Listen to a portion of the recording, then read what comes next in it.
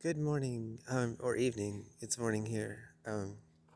So I wanted to share this video, and I came to a different spot that's a little quieter. But the only downside is that there's that little reconnecting thing down there. So here we go.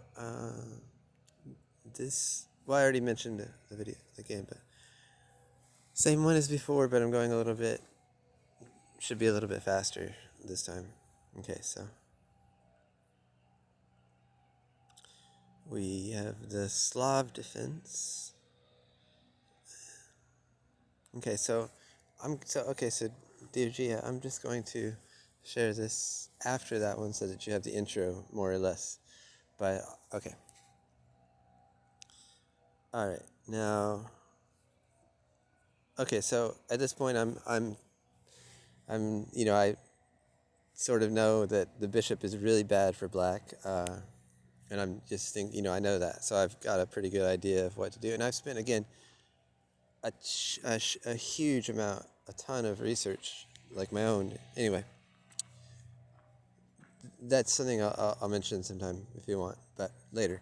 But anyway, this kind of line, it's a reason why I go into it, because it's different. It's not like anything else, but it's a little different. The only time I ever see this is occasionally with, anyway, never mind that. But okay, so now it looks all simple, but that's the point. Now I go b4. I get the knight to c5. Now this is just really good for white. I mean, because it's so strong. Now it's just solid, and it's really deep. See, it's really subtle. There's a lot of subtleties to this because, well, it comes from a branch, an offshoot of an AlphaZero game that is called the positional line for white in the Queen's Gambit Declined.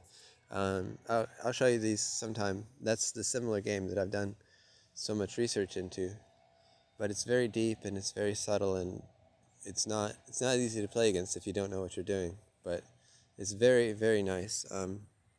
So of course I'm just attacking the pawn, so he goes back. Trade bishops. Now it's like basically a little bit of an advantage, but it's really nice. So what happens is very cool. Takes a little bit, but try to get through it kind of fast. This is all good.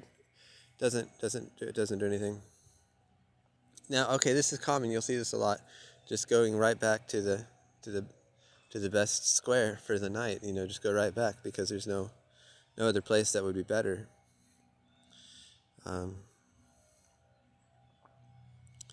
Okay, so of course this is good for him in a sense because he's got that piece there, but I'm not very worried. Of course, none of my things are in trouble.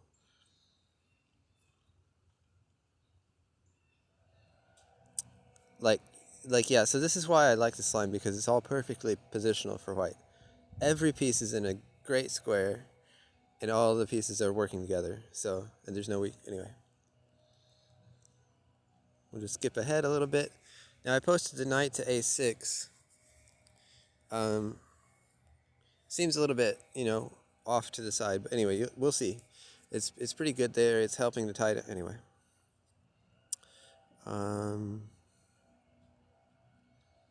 Now, of course, I could go into this whole thing, but it's a long game, so that's why I'm going kind of fast, because I realized it was only 10 moves or so, and the other video was, several minutes. So that's why I'm going kind of fast. Now he comes out with the queen. Now what would you do here? Now, this is one thing I really want to share with you, is just the positional accuracy and the correctness of moves. I was talking about how people think wrongly about chess, like even all the way up to the highest, some of the highest players. They just have mistakes in their way of thinking. So it's very important to think properly and think correctly. Like, don't not have any mistakes in your underlying basic conceptions of chess. And that's just a part of a theory of learning, sort of, and to always improve that is really good. But the point here being that you can do all the study, all the training and stuff later, but as long as your beginning initial stuff is correct, you'll have the best working. So I almost instantly, because of just time and experience and stuff, almost instantly I knew what the right move was, and that was that would be to push this pawn. So I do, and it's correct, and I knew instantly. And this is one thing I just want to share. There's a lot of moves that are correct here in this game, and there are not any mistakes really. There's no blunders. You know how they have those different definitions for the words, but there's not really any mistakes on White's part, so it's nice. But okay, so now all right. So talking about reasons and whatever, this is good because of just positional structure. It's good. Of course, it moves the queen out of the way, and it's very solid. After I do this, the knight will be, covering all these. Covering all these squares very nicely. I really hope I don't mess up the view on it. But okay, so f4 and the queen has to move. She goes to queen g4, and now I move a nice move. This is I take a little bit of time here because it's kind of interesting. There's a little bit of pressure on the king's side, of course. But I played rook f3. No, I played rook f3 next move. Sorry, I could play rook f3 here, but I play it next move. All right. So yeah, rook e1 is fine. And one of the big things here is I'm just not making any weaknesses. I don't want to let anything happen tactically, so I'm not. So okay, so there we go. F3. I believe she goes queen c2. All right, so good. Now f5 is probably correct. I'm just saying. I mean, I'm pretty sure. It's just that's how it's a very accurate game. It's like super good in terms of that level. But okay, so yeah, I'm almost 100%. Anyway, there we go. That move. Let's see what happens. Oh, the knight comes in. Okay, no problem. This is all really interesting. I think I could queen c or rook c3 here. I mean, okay, I'm sorry. There's lots of tactics and whatnot, but no, I can't go rook c3 because she would take on f5. So, all right, I did do it. Okay, why not queen f5 here? Right. Oh, I win the knight. Okay, so the point was if the queen takes here, then of course we have rook c8, and then the queen would take the knight by check on rook c8, and then picking up the knight.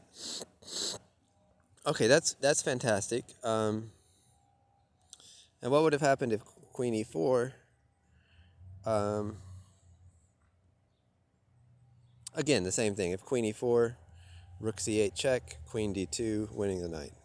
Okay, so there. This is just great. Sometimes things just work out because you're playing properly. Anyway, so okay, I'll try to speed it up because we're a little bit more than halfway through. Okay, so